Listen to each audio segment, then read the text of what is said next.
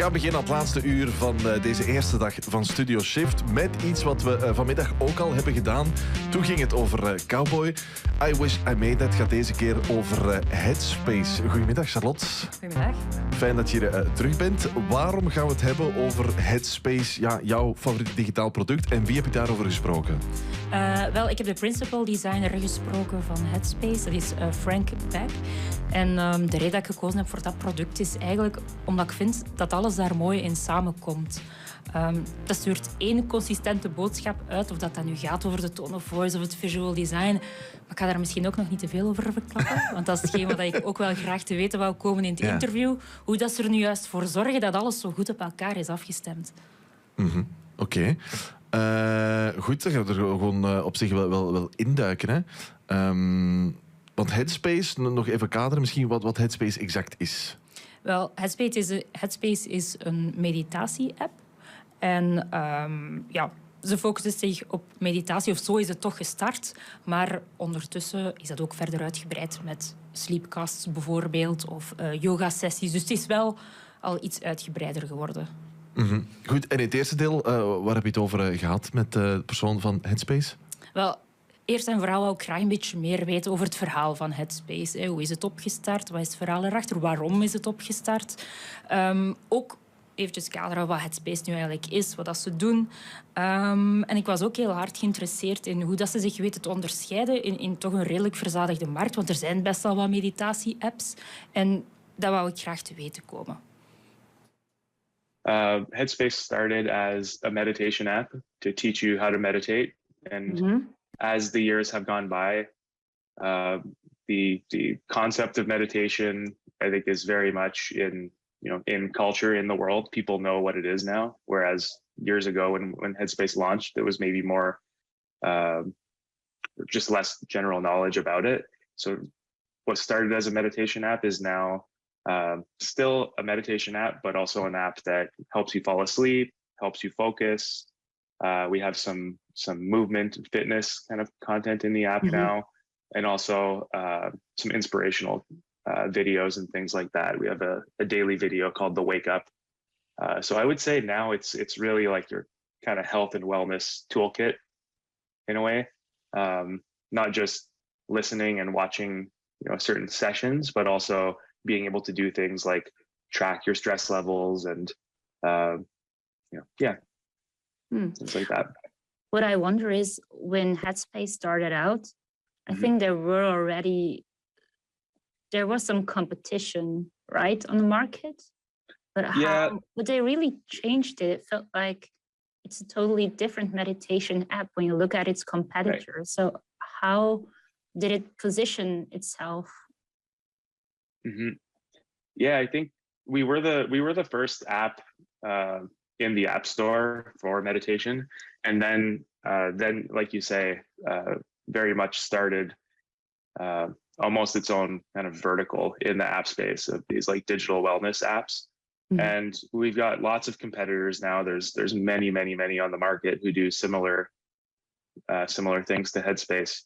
But one of those early, I think, like differentiators and advantages that Headspace had was investing so heavily in brand and in like the way that we talk about meditation and mindfulness. I think one of the first things I hear from people all the time is how much they love the bright colors and the illustrations and animation in the app.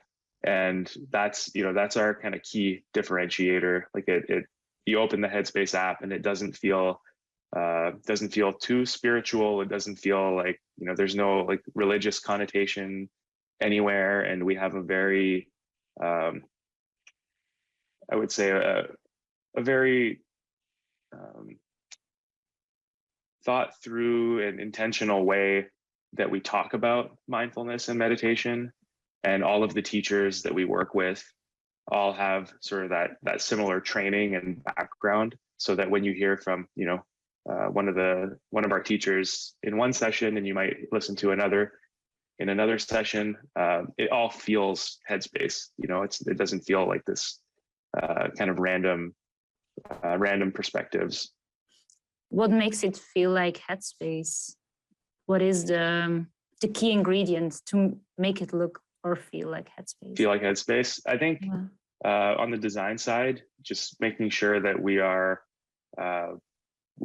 creatively excellent. Like create the idea of creative excellence, the idea of reducing complexity. So, rather than making super detailed illustrations of characters with arms and legs and objects, we try to stick to more like sort of almost blob-like characters. And that also, not only does it differentiate us on the brand side, practically speaking, it's also much easier and quicker to make those kinds of illustrations, so really owning that style. And we've seen, hundreds, if not thousands of kind of copycats along the way. And I think just the way that we talk about mindfulness and meditation, not trying to sound too smart or clever, and just kind of talking about it as a totally normal thing, and meeting, like meeting people where they're at in sort of that journey of mindfulness and all the good things, reflection, compassion, kindness. There's definitely a kind of Headspace way that we, in brand and copy standards, we're kind of all aligned on how, like, what the app sounds and feels like, or what the brand sounds and feels like. And I think it's paid off big time, and allows us to kind of have almost our own lane in the health and wellness digital world. I also read somewhere that the founder of Headspace was a monk himself. Yes, I heard it in your funny. talk, I think. That's funny you mentioned that. That's such a known kind of fact within the company. I almost forget to bring it up with people. Our founder, co-founder Andy Puddicombe was a monk. He trained in the kind of Tibetan Buddhist style, and he spent 10 years in the monasteries. And after 10 years, decided to return to modern life, I guess. And the snowball kind of started rolling, and he eventually met our other co-founder, this guy named Rich Pearson. And then Headspace was basically a live events company where they would do meditation sessions with kind of business, like high performance kind of people who wanted to be more effective at their jobs, more creative, that kind of thing. And once the App Store came out, particularly Rich, the founder, who was not the monk, he came from the world of advertising, and he saw that opportunity as like, we could get these kind of teachings that we're spending 5 to 6 hours in a day, kind of almost like a conference. We could package these up in a really nice way in a digital tool that would be a lot more accessible for people. And I want to say that it was all very planned and strategized, but it really wasn't. It's just kind of like one thing leading to the next. Ja. Het is heel interessant om die backstory van Headspace wat mee te krijgen. Wat de evolutie ook, dan dat gekke detail dat een van die co-founders een heel aantal jaren een monnik was. Ja, het is wel heel fijn om al die backstory mee te krijgen. Ook hoe ze inderdaad willen dat Headspace wat aanvoelt en hoe ze dat willen zetten. Wat heb je nog allemaal geleerd in dat gesprek met hem? Ik denk dat het voornaamste was dat ik leerde in dat gedeelte hoe dat zij aligned zijn op wie dat Headspace is. En dat ze dat altijd in hun achterhoofd houden wanneer ze designkeuzes maakten. En hij had het ook over het gevoel dat ze heel bewust willen uitdragen naar hun users toe. En dat is dan hetgeen wat ik eigenlijk daarna graag te weten wilde komen van hen. Van oké, je wilt je users graag bewust maken van hun stresslevels, maar hoe gaat je daar eigenlijk als bedrijf mee om? Zeker in tijden als corona. Ja, hoe is daar in de eigen interne bedrijfscultuur mee omgegaan? Ja, inderdaad. Okay. Benieuwd wat hij daarover had te vertellen. Headspace started. You also talked about the Headspace feel, that you all quite know what Headspace stands for. How did that reflected in the company culture? Right. Yeah, I think that's one of those things that you can talk about it and you can write it on a piece of paper, but unless people in leadership positions are really like living and breathing it, then it's not going to work. You know, it kind of has to be, the culture starts at the top. I really believe that, and we have some great examples of you know, how to integrate wellness and balance in the workplace.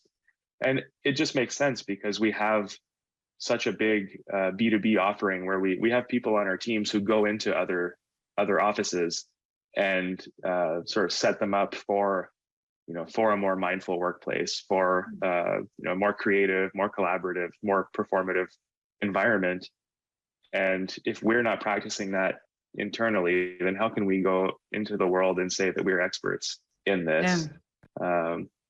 On the design side, I think like the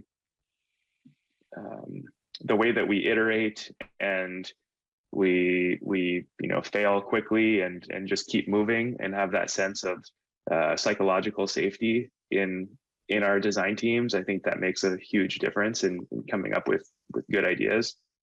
And just practically speaking, things like every second Friday we have a 4-day work week, and then the alternate week is a no meeting day. So it's like no meeting day, day off, no meeting day, day off.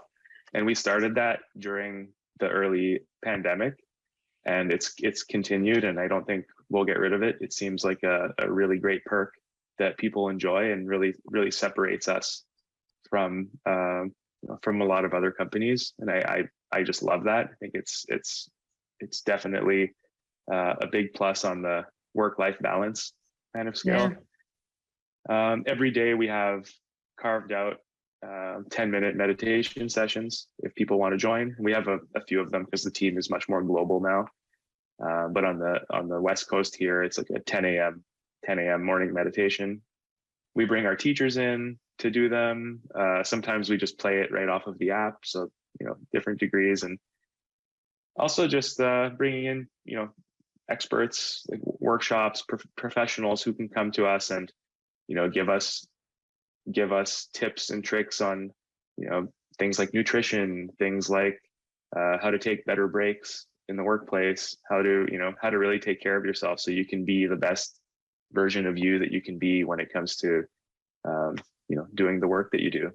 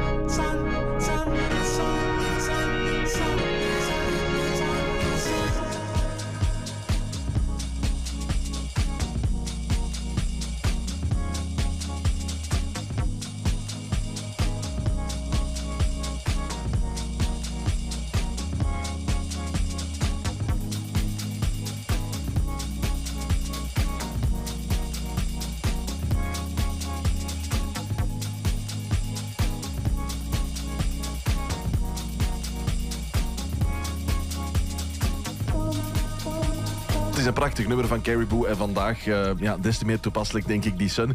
Gekozen door Frank van Headspace. Charlotte, jij sprak met Frank, want Headspace is een product waar je eigenlijk wel graag aan had willen meewerken. De hele opzet natuurlijk van I Wish I Made That. En wat ik daarnet wel opvallend vond in het begin, ze weet bij Headspace wel echt heel goed waar ze voor staan, ook waar ze voor willen staan. Ja, dat was echt heel opvallend. En dat vond ik ook zo interessant dat ik dacht, ik ga daar nog eens op terugkomen. Daar wil ik graag wel nog eens een keer wat meer over weten. En vooral, hoe breng je dat daar dan altijd in? Dus we maken een design altijd op een functioneel niveau. En dan daarna denken ze, oké, hoe kunnen we het meer headspace maken? Hoe kunnen we het fun maken? Wat kunnen we er nog mee doen? Vroeg mij af hoe dat in zijn werk gaat. En ook, kan dat altijd? Wanneer niet? En hoe gaat het daarmee om? The idea of designing for joy is something we talk about a lot internally. And we try, when we can, when it makes sense, we try to add in that little extra layer of kind of delight and joy into the product, whether that's a soothing color palette or an animation or a line of text, a line of copy that is written in a more human way. Mm-hmm. Just to try to make people smile. Hope they're we're supporting them and having a good day, health and healthy outcomes. And also an opportunity to share a bit of what Headspace is as a brand. Yeah. Were there any cases where it was difficult to design for joy, that you wanted to make decisions, right, and some colleagues did not agree, and how did right, you cope with that? Absolutely, yeah, it happens all the time. I think an example would be when you're writing a product requirements document with your product manager, and in their minds, you're building an MVP version of something, and something like designing for joy and delight does not usually fit into what would be an MVP. Yeah. It's the icing on the cake. It's the extra, mm-hmm, it's the extra little bit. So yeah, that happens quite often. But when we are able to sneak something in, or maybe the design team goes a little bit above and beyond, and if we're able to identify someone on our team, maybe an illustrator or an animator who has a little bit of extra time that can help us out, we try to make it as easy as possible for engineers to implement these things. But yeah, it's not always possible, for sure. In the past, we've definitely maybe overdone it a little bit, where, mm-hmm, there's a bouncy animation on every step of a user flow. So I think just being more considerate of what is that end-to-end journey, and where are the opportunities to sprinkle that in.